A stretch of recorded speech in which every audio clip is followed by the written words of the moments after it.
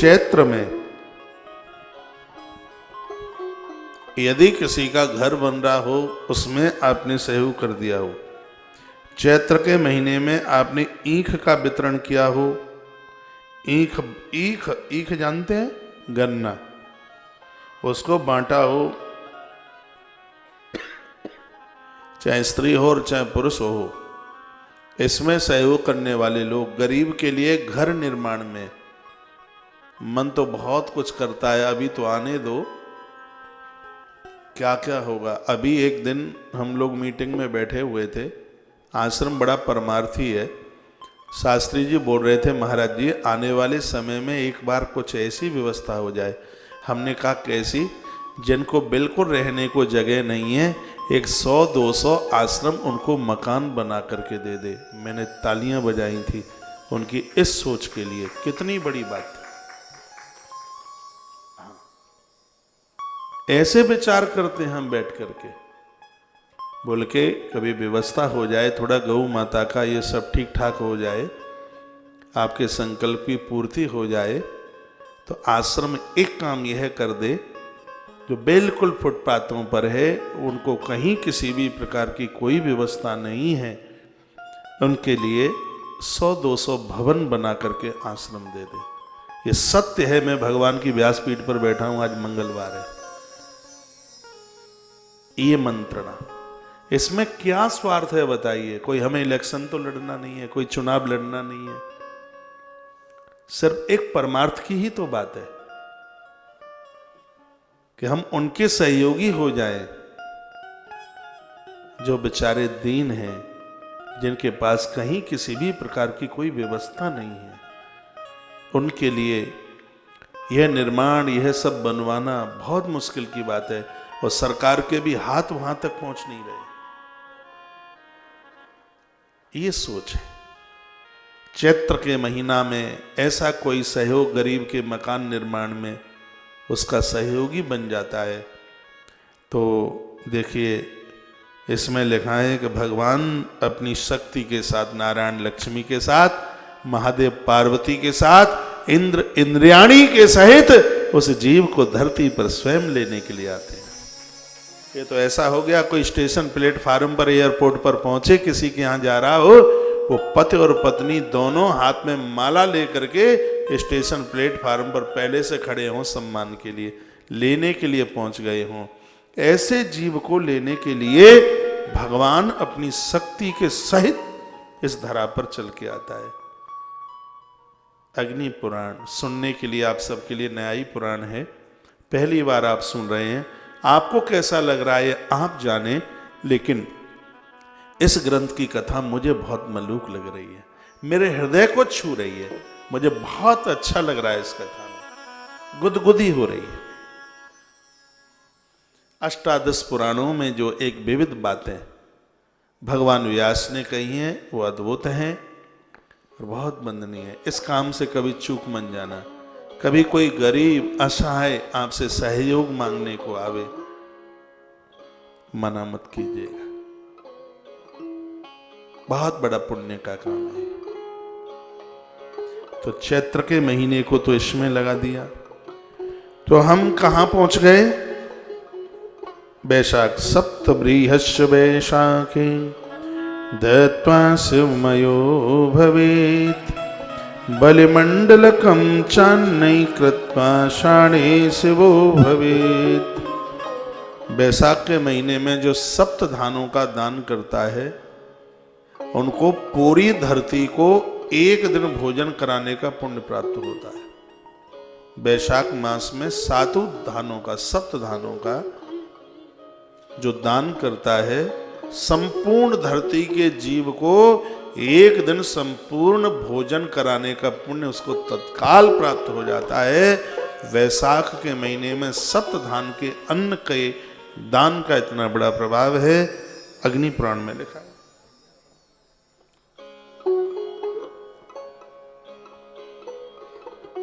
बैसाख में सप्त धान दातस्व में हो जाता। इसमें तो ये और लिखा है, बैसाख के महीने में जिसने सप्त धान 7 अन्न का दान किया, उसका दर्शन और महादेव का दर्शन एक तरह से बता दिया। और दानी में तो स्वयं भगवती रूप ही वास करता है। तो ये इसकी बहुत बड़ी भैया अद्भुत महिमा का वर्णन कर दिया गया है।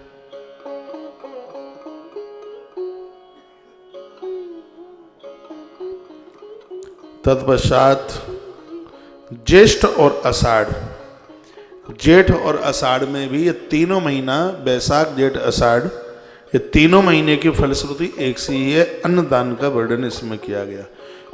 विमानम श्रावणे पौष्पम दत्त्वा स्वर्गी ततो नपः सतदयम फलानाम तु दत्तोद्भवत्य कुलम नपः। आषाढ़ में, आषाढ़ का महीना यज्ञ की बहुत भारी महिमा का इसमें वर्णन किया है। यजन का इसमें कोई घृत है, तिल है, ऐसी सब चीजें समर्पित, पेठा, बलि कहते हैं समर्पित करना, तो इसमें अन्न बलि शब्द लिखा हुआ है। पशुओं को मत काटिए, हाँ, उस जगह पर आप अन्न का संकल्प कीजिए, उसका वितरण कीजिए, उसको बांटिए। इससे भी व्यक्ति शिवमय ही हो जाता है। श्रावण मास में भैया, सावन के महीने में दुग्ध है, फूल हैं, वृक्ष हैं, इनके दान करने की, पर्यावरण की बहुत बड़ी महिमा है। वह व्यक्ति स्वर्ग लाभ को ही प्राप्त करता है। उस मास में उसको किए गए इस सत्कर्म का 21 पीढ़ियों तक वह धरती पर जन्म लेकर के अमीर बन करके ही पैदा होता है। वृक्षारोपण की इतनी बड़ी महिमा है। मैंने पूर्व में भी निवेदन किया है और इस ग्रंथ में भी इसके ऊपर बड़ा जोर दिया गया है, बहुत कहा गया। भाद्रपद में देवताओं के आगे गूगल की धूप बत्ती सुलगाने से, भादों के महीने में मंदिरों में कपूर, गूगल, लोहवान, ये सब चीज़ों का दान करने से एक बहुत बड़े फल की प्राप्ति होती है। आश्विन यानी क्वार के महीने में घी से भरा हुआ मटका दान करने पर उससे भी स्वर्ग की प्राप्ति होती है। लिखा है, बोलो बांके बिहारी लाल की। श्लोक भी लिखे, गुग्गुलादि दहित भाद्रे स्वर्गो हो च्या ततोन्नपा क्षीर सर्पेस्तम पात्र मास्वने स्वर्गदम भवेत। घी का मटका क्वार के महीने में देने से स्वर्ग की प्राप्ति होती है। कार्तिक मास में गुड़, खांड, घी, अन्न इत्यादि का, गुड़ की बहुत बड़ी महिमा है कार्तिक मास में, इसलिए तो आपसे गुड़ का बहुत दान कराया था कार्तिक मास में। मकर संक्रांति को तिल गुड़ की भारी महिमा है, बहुत ज़्यादा महिमा है। और भी जो भी चीज़ें होंगी, सूर्य पुराण में बहुत बड़ी इसकी महिमा, महानता का वर्णन किया गया है, वो आप सुनेंगे। ऐसा व्यक्ति सीधे स्वर्ग में जाता है। इस प्रकार से 12 महीनों में किया गया दान व्यक्ति को मोक्ष दिलाने वाला है।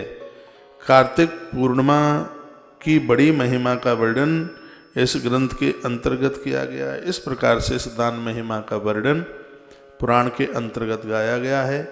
पृथ्वी दान की बात कही गई, का पृथ्वी दानम प्रवक्ष्यामि पृथ्वी त्रवधामता सदकोटि योजनानां सत्वदीपां ससागराः।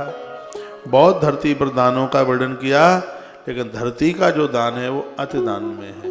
किसी मंदिर के लिए, गौसदन के लिए आपने ये धरती दे दी, जब जब उस पर सदकर्म हो रहा होगा, अच्छा काम हो रहा होगा, तब तक पृथ्वी दान करने वाले को उस पुण्य की प्राप्ति हो रही होगी। पहले तो जन मंदिरों के लिए इतना भूमि, इतनी जमीन दे करके चले गए, इसलिए तो ये बड़े बड़े मंदिर, बड़ी बड़ी धर्मशालाएं, ये सब कुछ बन के तैयार हो गए। पहले एक व्यक्ति कमाता था, घर में 50 खाते थे। आज ऐसी स्थिति हो गई है, आज 50 के 50 कमाते हैं तो भी पूर्ति नहीं हो पाती। अभी भी जो भी ये दान पुण्य जो कर रहे हैं वानप्रस्थी लोग, जो 50 के ऊपर, 55-60 के ऊपर हैं, 50 के ऊपर हैं, उनकी भावना है। आज के बच्चे 5 दिन कमाते हैं नौकरी में, 2 दिन में सब अपनी ही पूर्ति नहीं हो रही, वो दान पुण्य कहाँ से करेंगे। माँ बाप उन्हें कहते हैं, बेटा दान पुण्य तो ठीक रहता, छोड़ो मम्मी, अपना ही तो गुजारा नहीं हो रहा, फ्लैट का 22,000 देना पड़ता है, कहाँ से हम दान पुण्य कर दें। अपनी इच्छाओं को कम कीजिए, आवश्यकताओं को बढ़ावा दीजिए, इच्छाओं को बढ़ावा नहीं। और यह संस्कार बच्चों के अंदर डालिए, यह बहुत ज़्यादा जरूरी है, बहुत ही ज़्यादा जरूरी है। ये मैं इसलिए नहीं कह रहा हूं कि आप गौशाला को बहुत माल दे दें, मेरे दिमाग में ऐसी सोच है ही नहीं बिल्कुल। हम गौशाला न चलाते होते तो भी ये वाक्य मैं बोलता। हमारी सनातन संस्कृति में देने की बड़ी महिमा का वर्णन, अपना धर्म ही हमें देना सिखाता है, देना सिखाता है। ये संस्कार डालिए, आपके बच्चे दूर रहते हैं और ये दिया गया। वैसे भी कहा जाता है कि पुण्य की जड़ तो पाताल में भी हरी होती है। कहा जाता है कि मैं बाल बाल बच गया, ये क्या था बाल बाल बच गया, जो इन हाथों से आप दान पुण्य करते रहे, यही हमारे लिए कवच बन करके खड़ा हो जाता है, यही कवच बन के खड़ा हो जाता है। इन सब चीजों में श्रद्धा रखिए, विश्वास रखिए। भूमि दत्ता सर्वभक्तास्ता सर्वासात प्रहोतनिम ग्रामम बात परम बापी खेटकम च ददात्मुखी। देखो कितनी बड़ी बात कही है। किसी गांव में एक व्यक्ति ऐसा कोई निकला जिसने भूमि दान किया, वो पूरे गांव का कल्याण कर देता है। इतनी बड़ी महिमा। वली राजा ने 3 पग धरती भगवान को दी, भगवान बामन उसकी देहली पर जाके चौकीदार बन करके खड़े हो गए। मैं आज उन महापुरुषों का पवित्र व्यासपीठ से बड़ा आदर करना चाहूँगा। मुझे पुनः ये बात याद आ रही है, आपसे 3100 रुपये का सहयोग लेकर आज तुलसी वन आश्रम ने तुलसी तपोवन गौशाला के लिए एक दिव्य भूमि प्रदानित आप सबकी छोटी छोटी आहुतियों के द्वारा ये कर दिया कि शायद मुझे बड़ी बात नहीं है, श्रीधाम वृंदावन में किसी गौशाला के पास इतना बड़ा विस्तार हो, और वो भी सब बांगर की भूमि है। 70-75 लाख रुपए बीघे से कम की जमीन नहीं है गौशाला की। और मटकी तो गजों में है, उसके तो बहुत महंगे। ये थोड़ा थोड़ा जैसे आपसे आता रहा, मेरी ये सोच रही, मेरा यह विचार रहा कि आने वाले समय में निर्माण तो संभव है, लेकिन भूमि क्रय करना कोई संभव नहीं है। अब तुम्हारा इतना महंगा हो गया है, जब से वो गौशाला पूरा दिन रोड चलता है, सड़क चलती रहती है। तो ये सब का पुण्य बिहारी जी की कृपा से, गौ माता की कृपा से ये आप सबको प्राप्त हो रहा है।